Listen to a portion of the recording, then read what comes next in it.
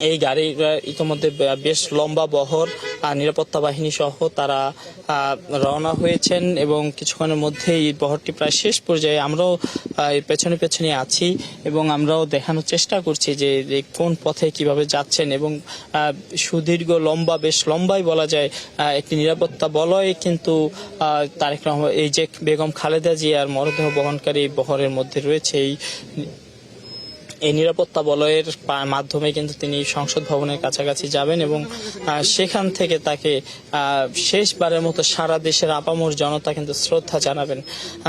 এর আগে আমরা গতকাল যখন মৃত্যুর সংবাদ ছড়িয়ে পড়ে তখন কিন্তু এভারকেয়ারের সামনে কিন্তু সারা দেশ থেকেই মানুষ কিন্তু আসতে শুরু করেন এবং তারা শেষবারের মতো খালেদা জিয়াকে শ্রদ্ধা জানান, তার জন্য দোয়া করেন।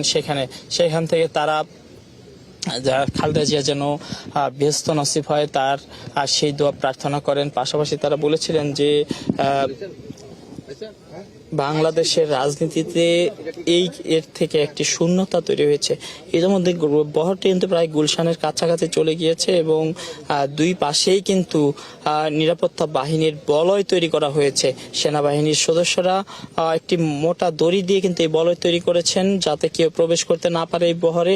এবং বলা যায় যে এই বহর কিন্তু ধীর গতিতে এগিয়ে চলছে, অনেকটা হাঁটার গতিতেই বলা যায় এবং খুব আস্তে আস্তে যাচ্ছে। যেহেতু নিরাপত্তার বিষয়টি রয়েছে পথে, রাস্তায় মানুষ কিন্তু এই বহর দেখার অপেক্ষায় ছিলেন, ফলে নিরাপত্তার ঘাটতি হতে পারত। এই সকল বিষয় মাথায় রেখে কিন্তু এই সকল ব্যবস্থা নেওয়া হয়েছে এবং এই বহর কিন্তু ইতিমধ্যে প্রায় গুলশান ক্রস করার মতো অবস্থায় রয়েছে। গুলশান থেকে বেরিয়ে তারা পরবর্তীতে যে আগে থেকে যে কথা বলা হয়েছিল যে রাস্তায় যাবেন সেই রাস্তা ধরে সংসদ ভবনে সেখানে কিন্তু পৌঁছে যাবেন।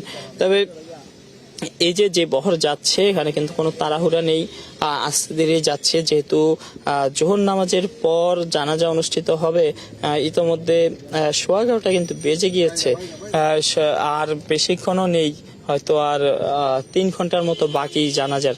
আর এই যেহেতু অনেক সময় আছে হাতে মোটামুটি যাওয়ার মতো, কাজেই তাড়াহুড়া ছাড়াই কিন্তু আস্তে ধীরে কিন্তু বলা যায় যে এই বহরটি এগিয়ে চলেছে। তাই বহরের মধ্যে নিরাপত্তার বেষ্টনী ছাড়াও দুটি গাড়ি রয়েছে, বাস রয়েছে মূলত, যে বাসের মধ্যে তারেক রহমান এবং বিএনপি নেতাকর্মীরা এবং বেগম খালেদা জিয়ার স্বজনরা কিন্তু রয়েছেন এবং স্বজনরা সকাল থেকে সেখানে ভিড় করেন। কেউ কেউ আগেই এসেছেন। তারা সবাই কিন্তু এই যে আজকের এই শেষবারের মতো বেগম খালেদা জিয়াকে দেখার অপেক্ষায় ছিলেন এবং তারা কিন্তু এই বাসে করেই কিন্তু রওনা হয়েছেন বেগম খালেদা জিয়াকে শেষবারের মতো বিদায় দিতে। এই মুহূর্তে কিন্তু যে মরদেহর যে ফ্রিজিং কার্টে ছিল তা কিন্তু এখন যে গুলশান মোড়, গুলশানের যে মোড়টি রয়েছে সেই মোড় ক্রস করছে, সেই মোড় দিয়ে আস্তে আস্তে সামনের দিকে এগিয়ে যাচ্ছে এবং হয়তো যেহেতু আস্তে আস্তে যাচ্ছে ঘন্টাখানেক সময় লাগতে পারে যদি এই গতিতে যায়। যদি পুরোপুরি গতিতে যদি রওনা না হয় তাহলে হয়তো ঘন্টাখানেক লেগে যেতে পারে, সামনে যদি মানুষের নেতাকর্মীদের ভিন্ন থাকে। তবে আজকে নিরাপত্তা বলয় কিন্তু অন্যান্য দিনের তুলনায় ভিন্ন আছে। আমরা প্রচুর সেনাবাহিনী দেখেছি, র্যাব দেখেছি, বিজিবি দেখেছি, তারা কিন্তু যে সর্বোচ্চ নিরাপত্তার দেওয়ার জন্য কিন্তু তারা সর্বোচ্চ ব্যবস্থায় কিন্তু নিয়েছেন এবং সর্বোচ্চ ব্যবস্থার পাশাপাশি তার যে আশেপাশের নেতাকর্মীরা যাতে ভিড় করতে না পারেন সে বিষয়টিও কিন্তু তারা খেয়াল রেখেছেন। যেহেতু বেশ ইম্পর্টেন্ট পার্সন হিসেবে তা খুব অতি গুরুত্বপূর্ণ পার্সন হিসেবে সরকার খালেদা জিয়াকে ঘোষণা করে, তারপর থেকে কিন্তু এসএসএফ কিন্তু তার নিরাপত্তার জন্য নিয়োজিত ছিল। আজও কিন্তু তার নিরাপত্তার জন্য এসএসএফ সহ সেনাবাহিনী, র্যাব, বিজিবি, পুলিশ বাহিনী এখানে কিন্তু মোতায়েন ছিল এবং তারা পুরো এলাকা বলা যায় যে গুলশানের যে একটু এগিয়ে যে বাড়িটি রয়েছে ফিরোজা, সেই বাড়িটির সামনের বেশ সড়কটি বেশ দূর থেকেই কিন্তু তারা নিরাপত্তার চাদরে ঢেকে ফেলে এবং এই নিরাপত্তার মধ্য দিয়েই যথাযথ সম্মান প্রদর্শনের মধ্য দিয়েই কিন্তু আজকে বাংলাদেশের মহিষী নারী, গণতন্ত্রের মা যাকে বলা হয় আপসীর নেতৃত্ব, বাংলাদেশের 3 বারের প্রধানমন্ত্রী বেগম খালেদা জিয়াকে শেষ বিদায় জানানোর প্রস্তুতি কিন্তু নেওয়া হয়েছে এবং এই নিরাপত্তা বলয়ের মধ্য দিয়েই তাকে নিয়ে যাওয়া হচ্ছে ধীরে ধীরে সংসদ ভবনের দিকে।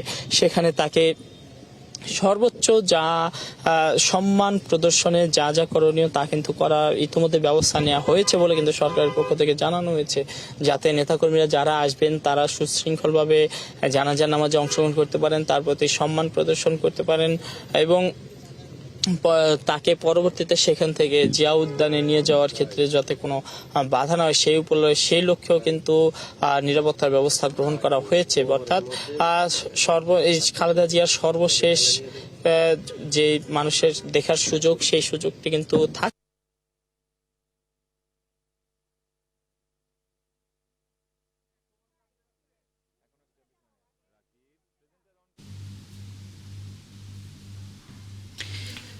এরশাদ, মোটামুটিভাবে আমরা দেখছিলাম সাতটি গাড়ি, এই যে প্রথম দুটো কালো গাড়ি, আর কালো গাড়ির পরে যেই লাল সবুজ পতাকায় মোড়া ফ্রিজিং কার, সেখানেই বেগম খালেদা জিয়ার মরদেহ।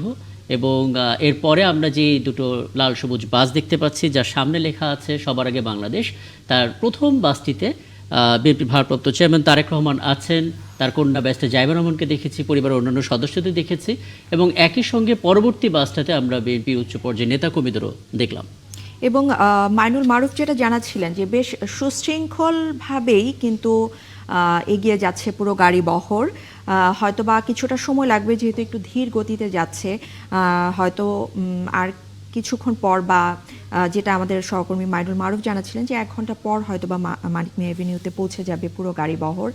এবং মানিক মিয়া এভিনিউতে কিন্তু লাখ লাখ বললেও হয়তো বা ভুল হবে, দলের নেতাকর্মী থেকে শুরু করে সাধারণ মানুষ এবং অন্যান্য রাজনৈতিক দলের নেতাকর্মীরাও সবাই কিন্তু অপেক্ষা করছেন শেষ বিদায় জানানোর জন্য, এবং বেগম খালেদা জিয়াকে শেষ বিদায় জানানোর জন্য হয়তোবা লাখ লাখ মানুষ সেখানে অপেক্ষা করছেন।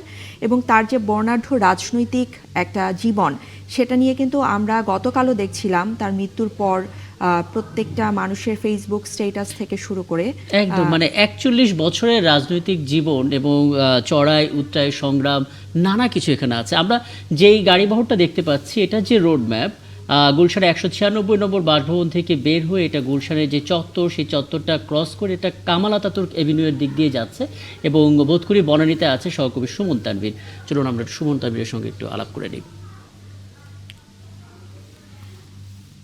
সুমন, একটু জানাবেন আপনি যে এলাকায় আছেন, একদম শেষ মুহূর্তের অবস্থা আমাদেরকে জানাবেন। আমরা গাড়ি বহরে কিন্তু মাইনুল মারুফ আমাদেরকে জানাচ্ছিলেন যে হয়তো বা আর 1 ঘন্টার মধ্যেই মানিক মিয়া এভিনিউতে পৌঁছে যাবে পুরো গাড়ি বহর। আপনি ধানমন্ডিতে আছেন, একটু জানাবেন সেখানকার অবস্থা।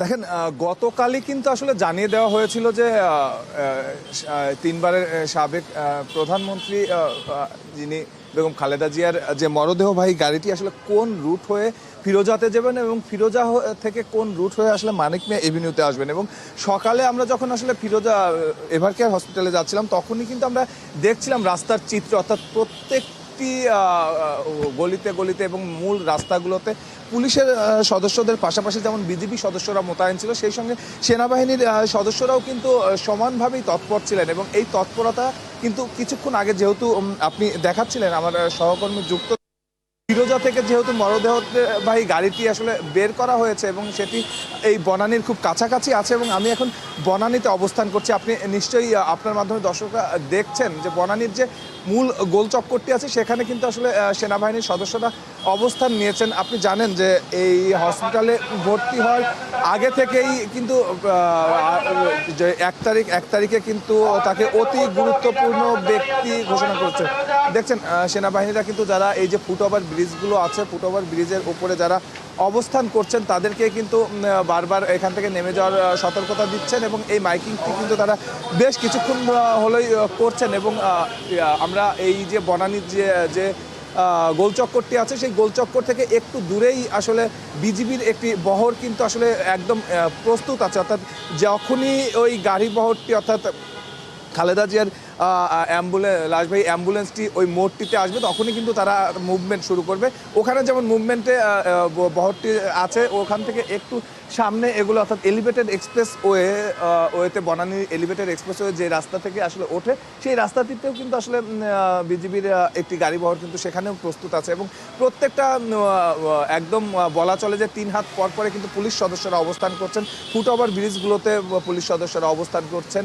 এবং এই এলাকার যে বড় বড় ছাদগুলো আছে, সেই ছাদগুলোতেও কিন্তু পুলিশ সদস্যরা অবস্থান করছেন। অর্থাৎ নিরাপত্তার কিন্তু আসলে কোনো রকম ঘাটতি নেই। তবে একটি বিষয় আসলে এই বনানীতে আমরা অনেকক্ষণ হলো দাঁড়িয়ে আছি। আজকে জানেন যে জানাজা মানিক মিয়া এভিনিউতে যে জানাজার সময়টি দেওয়া হয়েছে সেটি বেলা 2টা, এবং আমরা দেখছি যে এই বনানী থেকেও মানুষজন কিন্তু আসলে হেঁটে হেঁটে এখনও কিন্তু আসলে মানিক মিয়া এভিনিউয়ের দিকে যাচ্ছেন, এবং তাদের সবারই কিন্তু একটাই উদ্দেশ্য, বেগম খালেদা জিয়ার শেষ প্রয়াণে আসলে তার জানাজায় অংশ নেওয়া। এবং আমরা যখন আসলে এভারকেয়ার হসপিটালের সামনে ছিলাম, সেখানেও কিন্তু আমরা দেখেছি যে আসলে শুধু রাজধানীর বিভিন্ন ইউনিটের নেতাকর্মীরা নয়, রাজধানী ছাড়াও দেশের বিভিন্ন প্রান্ত থেকে কিন্তু নেতাকর্মীরা এসে সেখানে জড়ো হয়েছেন, এবং সারা রাত তারা সেখানে ছিলেন। এবং ভোর হওয়ার আগেই তারা সেখান থেকে কিন্তু মানিক মিয়া এভিনিউয়ের দিকে চলে গেছেন। কারণ সবারই একটি শঙ্কা ছিল যে আসলে গাড়ি ঘোড়ার আসলে সংকট হবে, সেই গাড়ি ঘোড়ার সংকটের জায়গা থেকে তারা আগেই আসলে মানিক মিয়া এভিনিউতে গিয়ে জড়ো হয়েছেন। এবং আমার বিভিন্ন সহকর্মীরা কিন্তু আসলে যুক্ত হয়ে সেই মানিক মিয়া এভিনিউয়ের বর্তমান চিত্রটিও কিন্তু আসলে সবাইকে দর্শকদের নিশ্চয়ই দেখাচ্ছেন যে আসলে সব নেতাকর্মীর একটি চাওয়া আসলে যে রেকর্ড সংখ্যক, অর্থাৎ 1981 সালে যখন জিয়াউর রহমান মারা গিয়েছিলেন বিএনপির প্রতিষ্ঠাতা, তার জানাজা নিয়ে এখনও কিন্তু আসলে গল্প হয় যে তার জানাজায় ঢাকা শহর লোকারণ্য হয়ে গিয়েছিল।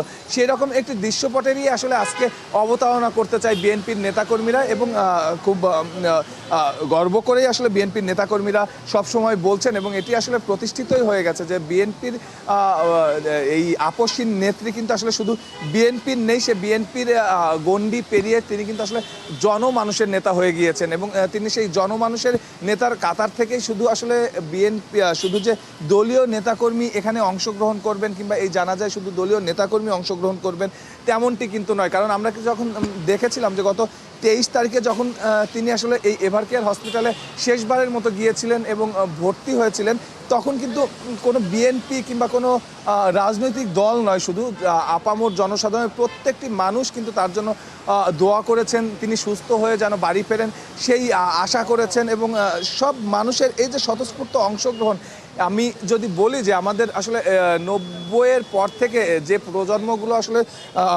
প্রজন্মগুলো বেড়ে উঠেছে, সেই প্রজন্মরা কিন্তু আসলে প্রতিহিংসার রাজনীতি দেখতে দেখতে, বাংলাদেশের প্রতিহিংসার রাজনীতি দেখতে দেখতেই তাদের বেড়ে ওঠা। সেই প্রতিহিংসার রাজনীতির একটি দেশে আসলে এমন করে একটি নেত্রীর জন্য সব দলের মানুষ যখন একসঙ্গে দোয়া করেন, এবং সব দলের মানুষ, আমরা দেখেছিলাম যে 23 তারিখে তার হাসপাতালে ভর্তি হওয়ার পরে এমন প্রেক্ষাপট আসলে রচিত হয়েছিল যে অন্যান্য রাজনৈতিক দল এখন যারা সক্রিয় আছেন রাজনীতির মাঠে, তারা তাদের কর্মসূচি পর্যন্ত প্রত্যাহার করে নিয়েছিল। এমন দৃশ্যপট কিন্তু আসলে বাংলাদেশের রাজনীতির ইতিহাসে খুব একটা দেখা যায় না। আমরা দেখছি আসলে গাড়িগুলো কিন্তু এখনও, আমরা বনানী থেকে যে গাড়িগুলো, বাসগুলো কিন্তু এখনও আসছে, তার মানে বনানীর ওই যে গোল চক্করটি, সেই গোল চক্করের কাছাকাছি কিন্তু এখনও আসলে খালেদা জিয়াকে বহনকারী সেই অ্যাম্বুলেন্সটি পৌঁছায়নি। আমরা কিন্তু ছবিতে, এবং আমরা যখন ফিরোজা থেকে বের হয়েছে তখন কিন্তু দেখলাম যে তারেক রহমান কিন্তু আজকে তিনি প্রথম গত 25 তারিখে, অর্থাৎ আজ থেকে 6 দিন আগে যে গাড়িটিতে করে আসলে এয়ারপোর্ট থেকে তার নেতাকর্মীদের অভিবাদন জানাতে আসলে 300 ফিটের সভাস্থলে এসেছিলেন, সেই গাড়িটি নিয়েই কিন্তু আজকে বের হয়েছেন। এবং সেই বাসটির সঙ্গে, লাল সবুজ ঘেরা সেই বাসটির সঙ্গে আরেকটি বাস আজকে যুক্ত হয়েছে, তিনি সেইভাবেই আসছেন। এবং এটা আজকের এই যে রুটটি, আমি যদি একটু রুটটি আপনাকে বলি, যে এই কাকলি বনানী হয়ে মহাখালী ফ্লাইওভারটি কিন্তু আসলে যখন এভারকেয়ার থেকে আসলে মরদেহটি বের করা হয়েছে এবং ফিরোজার দিকে যাচ্ছে, তখনই কিন্তু আসলে সেটি বন্ধ করে রাখা হয়েছে। অর্থাৎ মহাখালী ফ্লাইওভার কিন্তু এখন বন্ধ এই গাড়িবহরের জন্য। এই গাড়িবহর যখন আসবে মহাখালী ফ্লাইওভার হয়ে জাহাঙ্গীর গেট দিয়ে বিজয় সারণী হয়ে গাড়িটি কিন্তু মানিক মিয়া এভিনিউয়ের দিকে যাবে, এবং তাকে কিন্তু সর্বোচ্চ রাষ্ট্রীয় সম্মাননা দেওয়া হবে, যেহেতু 2টায় নামাজের জানাজা হওয়ার কথা, তার প্রায় 2 ঘন্টা আগেই কিন্তু তিনি পৌঁছে যাচ্ছেন। আমরা যদি অভিজ্ঞতা শেয়ার করতে চাই, যে আমরা দেখেছি যে যখন এভারকেয়ার হসপিটাল থেকে তিনি বের হয়েছিলেন সেই সময়টা কিন্তু ছিল 9:11 এবং 9:11 প্রায় 20 থেকে 25 মিনিটের ভিতরে কিন্তু তিনি তার অনেক দিনের বাসভবন দীর্ঘ শেষ তিনি যে বাসাটিতে অবস্থান করেছেন গুলশানের ফিরোজা, সেই ফিরোজার বাসাটিতে যেতে 20-25 মিনিট সময় লেগেছে। তবে এখন গাড়ি ভর্তি একটু আসলে ধীরে সুস্থেই আসছে এবং সেই জায়গার থেকে বলা যায় যে আসলে মানিক মিয়া এভিনিউতে গাড়িটি যেতে আসলে কত সময় লাগবে, তবে সেটি যে খুব বেশি সময়, অর্থাৎ আমরা যে তারেক রহমান যখন স্বদেশ প্রত্যাবর্তন করলেন সেই প্রত্যাবর্তনের সময় নেতাকর্মীরা আসলে তার চারপাশে যেভাবে ঘিরে ধরেছিল সেই রকম কোনো দৃশ্যের কিন্তু অবতারণা আজকে হচ্ছে না। এর কারণটি হচ্ছে যে প্রত্যেক নেতাকর্মীকে আসলে বিএনপির পক্ষ থেকে নির্দেশনা দেওয়া হয়েছে যে এই যে রাস্তার দুধারে, অর্থাৎ যে জায়গা দিয়ে আসলে খালেদা জিয়ার মরদেহবাহী অ্যাম্বুলেন্সটি যাবে সেই জায়গায় যেন ভিড় না করা হয়। প্রত্যেককে বলা হয়েছে মানিক মিয়া এভিনিউ এবং যেখানে তার সমাধি হবে, তার স্বামী এবং বিএনপির প্রতিষ্ঠাতা জিয়াউর রহমানের যে সমাধির পাশেই তাকে সমাধিস্থ করা হবে, সেই এলাকায় আসলে নেতাকর্মীদের অবস্থান করতে বলা হয়েছে।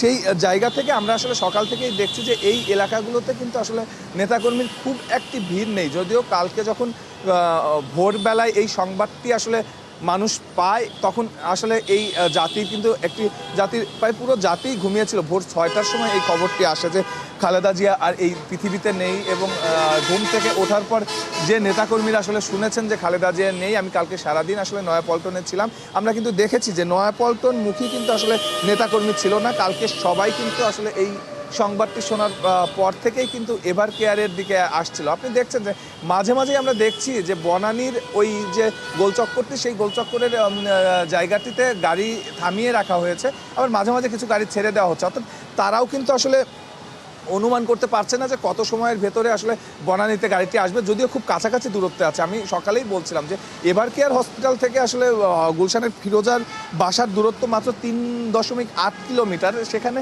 এই বনানীর যে গোলচক সেখান থেকে কিন্তু 1 কিলোমিটার দূরত্বের ভেতরেই কিন্তু আসলে গাড়ি বহরটি আছে। সো মাঝে মধ্যে আসলে যারা আইনশৃঙ্খলা বাহিনীর সদস্যরা যারা দায়িত্ব পালন করছেন তারা কিন্তু মনে করছেন যে খুব তাড়াতাড়ি হয়তো চলে আসবে, যার জন্য গাড়ি ঘোড়া যেগুলো আছে যারা এই রাস্তা দিয়ে আসলে চলাচল করে, আপনি জানেন এটি একটি ব্যস্ত সড়ক, সেই ব্যস্ত সড়কের গাড়ি ঘোড়া আসলে লং টার্ম আসলে বন্ধ করে রাখা সম্ভব না, যার জন্য তারা যখন মনে হচ্ছে যে আসলে আরও কিছুটা দেরি হবে তখন কিন্তু তারা কিছু গাড়ি ছেড়ে দিচ্ছেন। তবে এখন বর্তমান অবস্থায় কিন্তু আমরা দেখছি যে সব গাড়ি কিন্তু আসলে ওখানে আটকে রাখা হয়েছে এবং একটি গাড়ি আসলে সামনে এসেছে, মনে হচ্ছে যে গাড়ি বহরটিও কিছুক্ষণের মধ্যে দৃশ্যপটে আসবে। আমি আপনাকে বলছিলাম যে এই বনানীর এই জায়গাটি থেকে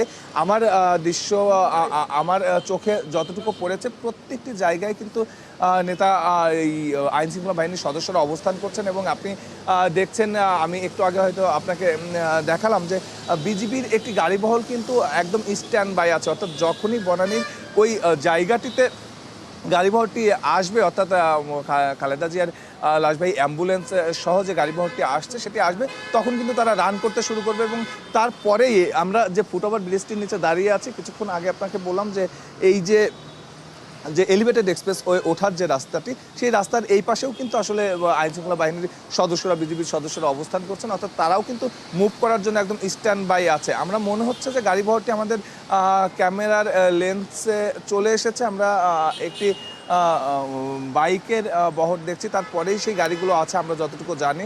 হ্যাঁ, গাড়ি বনানীর রাস্তায় ঢুকে গেছে, যদিও এখন পর্যন্ত খালেদা জিয়ার মরদেহ বহনকারী সেই লাল সবুজ ঘেরা গাড়িটি এখনও আমাদের ক্যামেরার ফ্রেমে আসেনি, তবে সেটি হয়তো খুব কয়েক সেকেন্ডের ব্যবধানে কিন্তু সেটি চলে আসবে বলেই আমাদের মনে হচ্ছে। হ্যাঁ, গাড়ির বহরটি কিন্তু আসলে বনানীর সড়কে ঢুকে গেছে এবং আমি যেটি বলছিলাম যে প্রত্যেকটি জায়গায় কিন্তু আইনশৃঙ্খলা বাহিনীর সদস্যরা কিন্তু স্ট্যান্ড বাই আছে এবং এই যে ফুটওভার ব্রিজগুলো আছে সেখানেও যাতে কোনো রকম বাইরের লোকজন অবস্থান করতে না পারে সেই জন্যও কিন্তু তারা তাদের জায়গা থেকে সম্পূর্ণ তৎপর আছে। তারা অনেকক্ষণ আগের থেকেই কিন্তু সেটি দেখছিলেন। আমি নিশ্চয়ই বহরটি আমাদের ক্যামেরার ফ্রেমে এখন আসছে এবং সেটি আমরা দেখাতে পারছি আপনার মাধ্যমে দর্শকদের।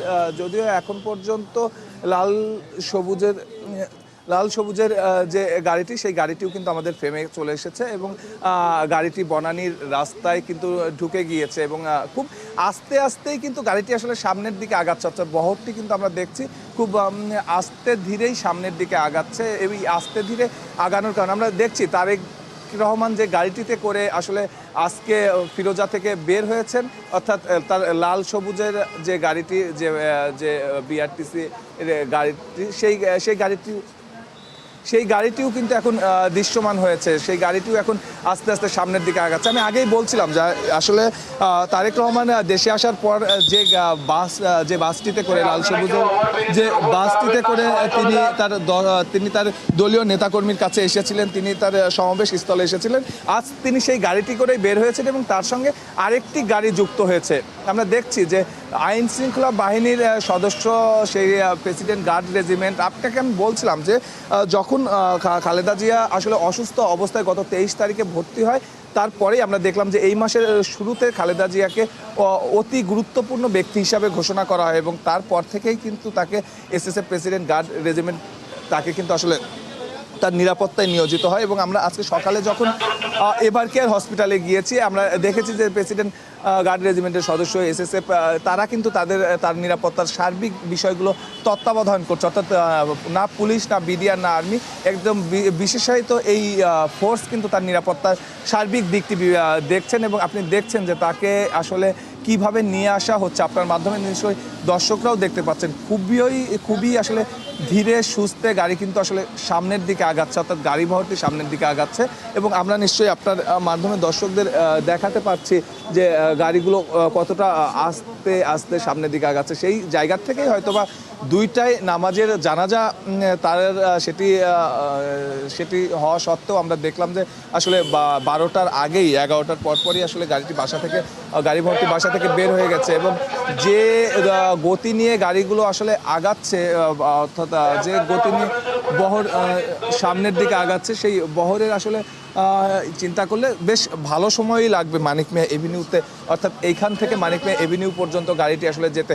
আজকে আসলে বলতেই হয় যে দেশের মানুষ আসলে কাঁদছে। দেশের মানুষ নয়, শুধু যারা নেতাকর্মীরা আছেন সেই নেতাকর্মীদের মনে শুধু একটি দুঃখ, একটি কষ্ট যে খালেদা জিয়া সারা জীবন দেশকে শুধু দিয়েই গিয়েছেন, তার বিনিময়ে তিনি আসলে কতটুকু পেয়েছেন। তাদের খুব বেশি স্বপ্ন ছিল, খুব বেশি ইচ্ছা ছিল যে এই 17 বছর পর একটি নির্বাচন আসছে, সেই নির্বাচন একটি ফেয়ার ইলেকশন হচ্ছে, যে ইলেকশনে আসলে বিএনপির রাষ্ট্রীয় ক্ষমতায় যাওয়ারও একটি প্রবল সম্ভাবনা তৈরি হয়েছে।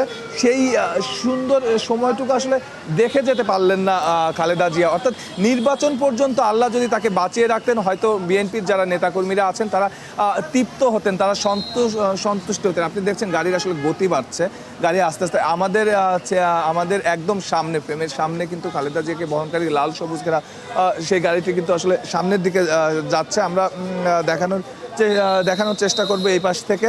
আসলে গাড়িটি সামনের দিকে আস্তে আস্তে গাড়িটি সামনের দিকে ছুটছে, তবে গাড়ির গতি কিন্তু বেড়েছে। তারেক রহমান যে গাড়িটিতে আসলে আছেন, বলছিলাম লাল সবুজের পতাকাবাহী লাল সবুজের যে বাসটি, সেই বাসটিও কিন্তু কিছুক্ষণ আগে এই এলাকা ছাড়ছে। আপনি দেখছেন যে আস্তে আস্তে কিন্তু সামনের দিকে আগাচ্ছে গাড়ি বহরটি এবং আমি বলছিলাম আগেই এই গাড়ি বহরের রুটটি আপনাকে বলছিলাম যে এইখান থেকে মহাখালীর যে ফ্লাইওভারটি আছে, সেই ফ্লাইওভারটি কিন্তু অনেক আগের থেকেই বন্ধ করে রাখা হয়েছে এবং সেই মহাখালীর ফ্লাইওভার ধরেই কিন্তু জাহাঙ্গীর গেট হয়ে গাড়িটি মানিক মিয়া এভিনিউয়ের দিকে যাবে এবং মানিক মিয়া এভিনিউতে আপনি জানেন যে আজ থেকে না কালকে রাত থেকেই সারা দেশের থেকে নেতাকর্মীরা এসে কিন্তু আসলে জড়ো হচ্ছেন এবং